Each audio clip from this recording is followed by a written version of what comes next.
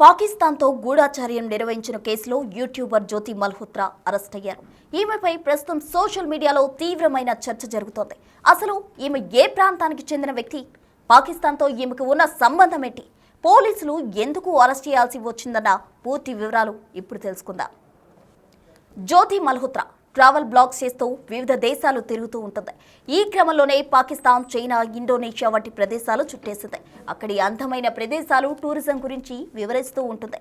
ఈమె ఛానల్కు దాదాపు 4 లక్షల మంది సబ్స్క్రైబర్స్ ఉన్నారు. అంతేకాకుండా ఇన్స్టాగ్రామ్, ఎక్స్ వంటి సోషల్ మీడియాలో పెద్ద ఎత్తున ఫాలోవర్స్ను సంపాదించుకుంది జ్యోతి మల్హోత్రా. ఇలా తిరిగే క్రమంలో భారతదేశానికి సంబంధించిన అత్యంత సున్నితమైన సమాచారం పాకిస్తాన్ సైనిక నిఘా సంస్థ అయిన ఇంటో సర్వీసెస్ ఇంటెలిజెన్స్ కు అందించారన్న అనుమానాలు తెరపైకొచ్చాయి. అలాగే పాకిస్తాన్లోని కతాస్ రాజ్ అనే దేవాలయంతో పాటు పలు హిందూ ఆలయాల్లో వీడియోలు తీసి తన యూట్యూబ్లో పోస్ట్ చేసింది.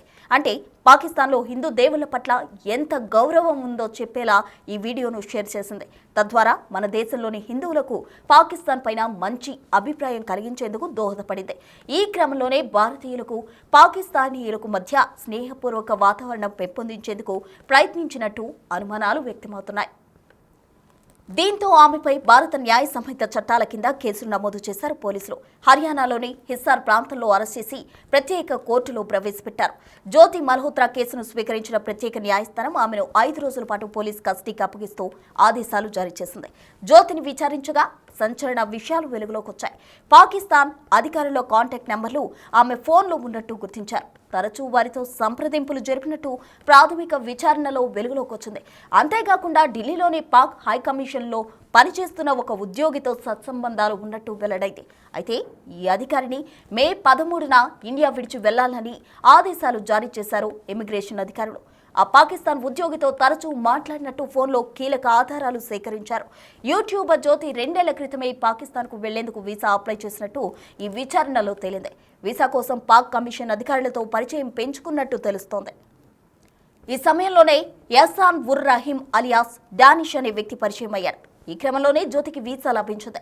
పాకిస్తాన్ వెళ్లిన జ్యోతికి డానిష్ తన స్నేహితుడు అలీ అహ్వాన్ కు చెప్పి అకామిడేషన్, ట్రాన్స్పోర్ట్ సదుపాయాలు ఏర్పాటు చేశాడు. అలా పాకిస్తాన్లోని పలు ప్రదేశాలు సందర్శించిన జ్యోతికి ఐఎస్ఐ అధికారులతో సఖ్యత కుదిరింది. షకీర్ రానా షహబాజ్ అనే మరో 2 పరిచయం అయ్యారు. రానా షహబాజ్ ఫోన్ నెంబర్ను జాట్ రాంధావా అనే పేరుతో సేవ్ చేసుకుని ఉన్నట్టు పోలీసులు గుర్తించారు. వీరందరికీ వాట్సాప్, టెలిగ్రామ్, స్నాప్చాట్ యాప్లను ఉపయోగించి భారత రహస్య సమాచారం చేరవేసిందని తేలింది. డానిష్ అనే వ్యక్తితో జ్యోతికి శారీరక సంబంధం ఉన్నట్టు వార్తలు వినిపిస్తున్నాయి. ఇద్దరూ కలిసి ఇండోనేషియాలోని బాలి ద్వీపంలో గడిపిన కొన్ని వీడియోలు వైరల్గా మారాయి. అయితే ఇంటి గుట్టు దాయాది దేశంతో పంచుకున్నట్టు కేసు నమోదు చేసి దర్యాప్తు చేసిన పోలీసులకు కీలక ఆధారాలు లభించినట్టు తెలుస్తోంది. అయితే ఆమె ఎలాంటి సమాచారం చేరవేసిందన్న దానిపై ఇంకా స్పష్టత రావాల్సి ఉంది. దీని వెనుక ఇంకా ఎంతమంది ఉన్నారన్న కోణంలో కూడా దర్యాప్తు జరుగుతోంది. ఒకవేళ కీలకమైన రహస్య సమాచారం చేరవేస్తే ఆమెపై దేశద్రోహం కేసు కూడా నమోదయ్యే అవకాశాలు కనిపిస్తున్నాయంటున్నారు పరిశీలకులు.